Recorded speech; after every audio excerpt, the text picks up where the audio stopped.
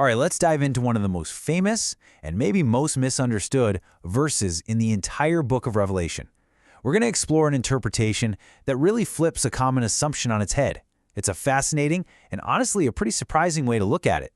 So here it is, Revelation 1, verse 10. You've probably heard it a dozen times. Seems pretty clear, right? But what if the Lord's day isn't what we've always thought it was? And what if that great voice as of a trumpet isn't some kind of scary warning? This verse, this is the puzzle we're going to unpack today. And this really gets to the heart of it. When John says he was in the Spirit on the Lord's day, what day is he actually talking about? The answer to this one question is the key that unlocks this whole passage. So, here are the two big ideas on the table. The common view, the one most of us probably learned, is that the Lord's Day just means Sunday. Simple. But this other interpretation we're exploring, it suggests something way more dramatic. That John isn't talking about a day of the week at all. He's prophetically witnessing the single most pivotal event in history, the day of the crucifixion.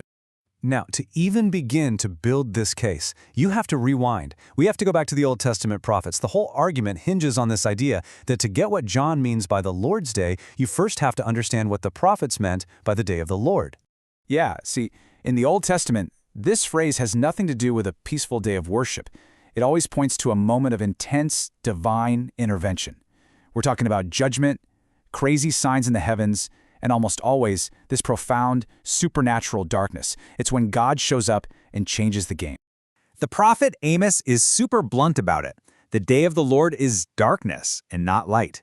This theme of darkness is a huge piece of the puzzle. Just hang on to that word, darkness. Okay, now fast forward to the crucifixion. Listen to how Luke describes it. He uses that exact same kind of language.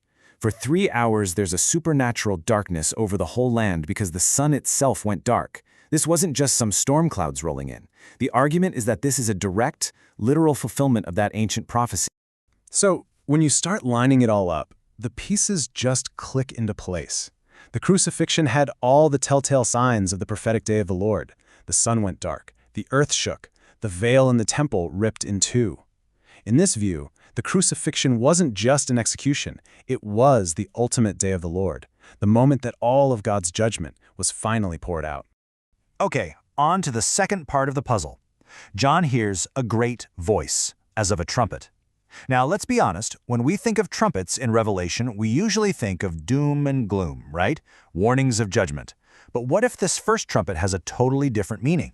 Yeah, what is this powerful, trumpet-like voice actually announcing? If the Lord's day is the crucifixion, then what's the message? Is it a sound of terror, or is it something else entirely? Well, if you look across the rest of the Bible, a really cool pattern emerges. Trumpets aren't just about war. At Mount Sinai, a trumpet announced God's awesome presence. In the year of Jubilee, a trumpet blast proclaimed freedom for all the captives. In the New Testament, it's linked to resurrection and victory over death. And in the Psalms, it's the sound of a king taking his throne. The big theme here is proclamation, not panic. So this voice isn't a warning shot for future doom. It's a powerful, royal announcement. It's declaring that redemption has happened, that the victory is complete, that the king is now enthroned. It's the sound of a mission accomplished, not a battle about to begin. So, let's put all these pieces together on the board. We've got the state John is in, the day he's seeing, and the voice he's hearing. How do they all snap together to form one coherent vision? First, we have to understand what in the Spirit really means. It's not just about feeling a certain way. It's basically a technical term for being in a prophetic state. Like the prophets of old, John is being spiritually pulled outside of his physical reality, so he can see things from heaven's perspective, unbound by normal time. So here it is, the whole argument in 3 simple steps. 1, John is caught up in a prophetic vision. 2, in that vision, he witnesses the crucifixion, the ultimate day of the Lord. And 3, the sound that echoes from that event isn't one of defeat, but a triumphant trumpet blast, announcing that the work is finished and the victory is won. Okay, but so what? Why does this rereading of one verse matter so much? Well, because it has the potential to fundamentally reframe the opening message of the entire book of Revelation. And this is the real game changer.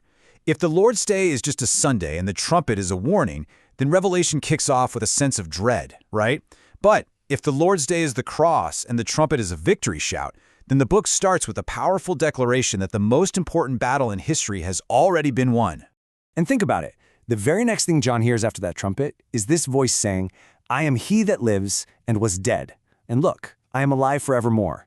The entire vision is immediately grounded in a finished event, a death that's already happened and a resurrection that is a present reality. The victory is a past tense accomplishment. So that leaves us with one final, massive question to chew on. If the book of Revelation doesn't start with a prelude to terror, but with a proclamation of a victory already won at the cross, how does that change the way we read everything that comes next? It suggests that all the chaos and conflict that follows is unfolding under the banner of a victory that's already completely secure.